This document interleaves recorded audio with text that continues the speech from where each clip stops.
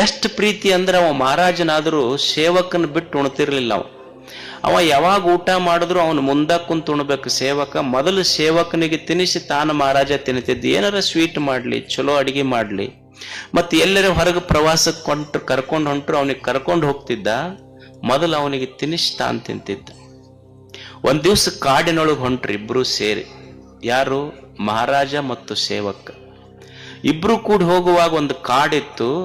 ಆ ಕಾಡಿನೊಳಗೆ ಒಂದು ಗಿಡ, ಅದ್ರ ಬುಡಕ್ ಕುಳಿತರು ಇಬ್ರು.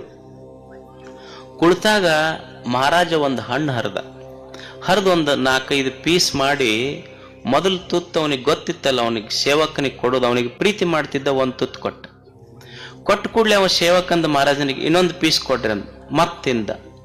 ಮಹಾರಾಜನಿಗಂದ ಇನ್ನೊಂದು ಪೀಸ್ ಕೊಡ್ರಿ ಅಂತ ಮತ್ ತಿಂದ. ಮಹಾರಾಜನಿಗೆ ಹೇಳ್ದವ ಸೇವಕ ಇನ್ನೊಂದು ಪೀಸ್ ಕೊಡ್ರಿ. ಅವ ಮಹಾರಾಜಗೆ ಸಿಟ್ಟು ಬಂತು. ಅದಕ್ಕ ನಿಮ್ಮಂತವ್ ಹಚ್ಕೋಬಾರ್ದು ಬಾಳ ಅಂದವ. ಅವ ಅಂದ ಇನ್ನೊಂದು ಪೀಸ್ ಕೊಡ್ರಿ ಅಂದ. ರಾಜ ಕೊಡ್ಲಿಲ್ಲ. ಅದನ್ನ ತಿಂದು ಕೂಡಲೇ ಎಷ್ಟು ವಿಷ ಹತ್ತೆಲ್ಲ ಉಗುಳ್ದವ. ಮಹಾರಾಜ ಸೇವಕನಿಗೆ ಕೇಳ್ದ, ಅಲ್ಲೋ ಇಷ್ಟು ವಿಷ ಹಣ್ಣೈತಿ, ನಿನಗ ಇಷ್ಟು ಸಲ ವಿಷದ ಹಣ್ಣು ಕೊಟ್ಟೆ, ವಿಷ ಐತಂತ ಯಾಕೆ ಹೇಳಬಾರ್ದು ನೀನು ಅಂತ.